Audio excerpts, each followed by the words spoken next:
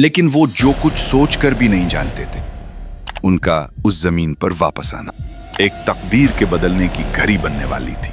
क्या मूसा अलैहिस्सलाम फिरौन को शिकस्त दे पाएंगे? क्या वो जो अपने आप को खुदा समझता था, दरअसल अल्लाह की हस्ती के आगे बेबस हो जाएगा? कदीम मिस्र की जमीन जहां दरियाए नील की लहरें जिंदगी बख्श रही थी, वहीं पर एक ऐसा बादशाह हुकूमत कर रहा था जिसका नाम था फिरौन। लेकिन ये आम बादशाह नहीं था, ये वो शख्स था जिसका तकब्बुर आसमान को छू रहा था। वक्त के साथ उसका घमंड इतना बढ़ गया कि उसने खुद को खुदा कहना शुरू कर दिया। लोग उसके सामने झुकते थे और उसकी हर बात को हक समझते थे। जो उसकी बात ना मानता, उसका अंजाम मौत होता। फिरौन के दौर में एक कौम रहती थी, बनी इसराइल, जो हजरत याकूब की औलाद थी। फिरौन उनसे सख्त नफरत करता था, उन्हें गुलाम बना लिया गया था, उनसे सख्त मेहनत करवाई जाती, उन्हें मारा जाता,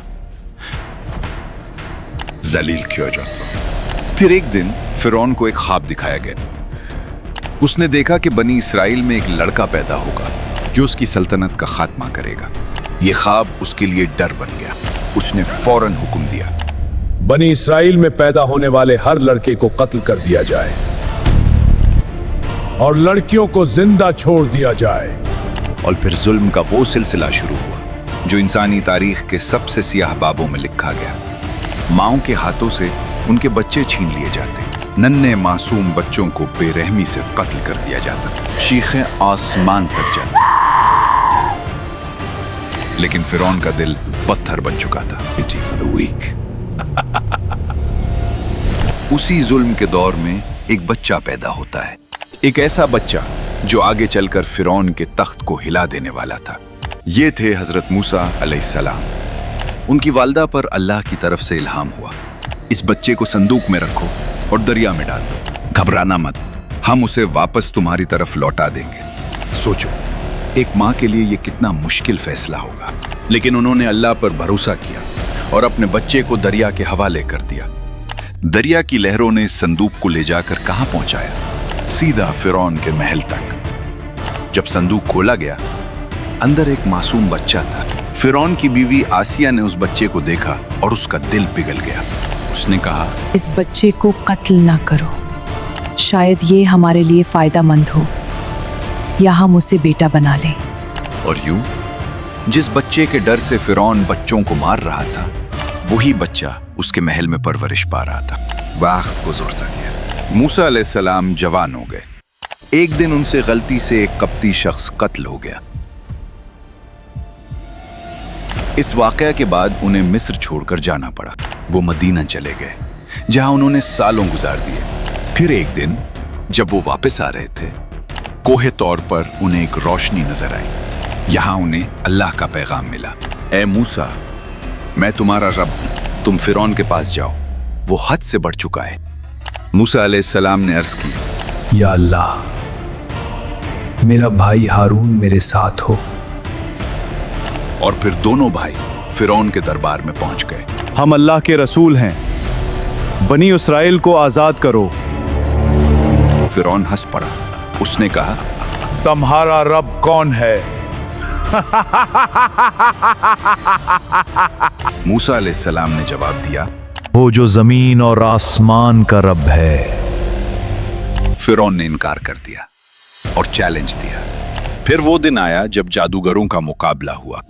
जादूगरों ने अपनी रस्सियां फेंकी, वो सांप बनकर हिलने लगी। मूसा अलैहिस्सलाम ने अपना असा फेंका, वो हकीकी सांप बन गया और सबको निगल गया। ये देखकर जादूगर सजदे में गिर गए। उन्होंने कहा, हम मौसिया के रब पर ईमान लाए। फिरौन गुस्से से पागल हो गया। उसने उन्हें धमकाया, मैं तुम्हें सूली पर चढ़ा दूंगा। लेकिन अब सच सामने आ चुका था। उसके बाद अल्लाह का अजाब शुरू होता है। पहला अजाब तहत, जमीन सूख गई, फसलें खत्म हो गई। फिर टिड्डी दिल आया, हर चीज को खा गया। फिर जुएं और कीड़े, लोगों की जिंदगी अजाब बन गई। फिर मेंढक आए, हर जगह मेंढक ही मेंढक। फिर खून, फौनिए खून बन गया। हर मर्तबा फिरौन कहता, ऐ मूसा दुआ करो, हम ईमान ले आएंगे। लेकिन जैसे ही अजाब हट जाता वो फिर मकर जाता। आखिर वो रात आई जब मूसा अलैहिस्सलाम को हुक्म मिला कि बनी इसराइल को लेकर निकल जाओ। वो रात के अंधेरे में निकल गए। जब फिरौन को पता चला, वो अपनी फौज के साथ पीछा करने लगा। आगे समंदर, पीछे फिरौन और उसकी फौज। लोग घबरा गए। क्या हम पकड़े जाएंगे? नहीं, मेरा रब मेरे साथ है। फिर अल्लाह का हुक्म आया, अपना ऐसा समुंदर पर मारो। समंदर दो हिस्सों में तकसीम हो गया और बीच में रास्ता बन गया। बनी इसराइल गुजरते गए। फिरौन भी अपनी फौज के साथ अंदर घुस गया। जब वो बीच में पहुंच गए, समंदर वापस मिल गया। लहरों ने सबको डुबो दिया। आखिरी लम्हों में फिरौन ने कहा, मैं ईमान लाया। लेकिन अब देर हो चुकी थी। और यूं एक बादशाह जो खुद को खुदा कहता था, पानी में डूबकर खत्म हो गया। आज तक उसकी लाश इबरत बनी हुई है। ये कहानी सिर्फ एक शख्स की नहीं, ये हर उस इंसान के लिए सबक जो तकब्बुर करता है, जुल्म करता है। अंजाम हमेशा वही होता है, तबाही।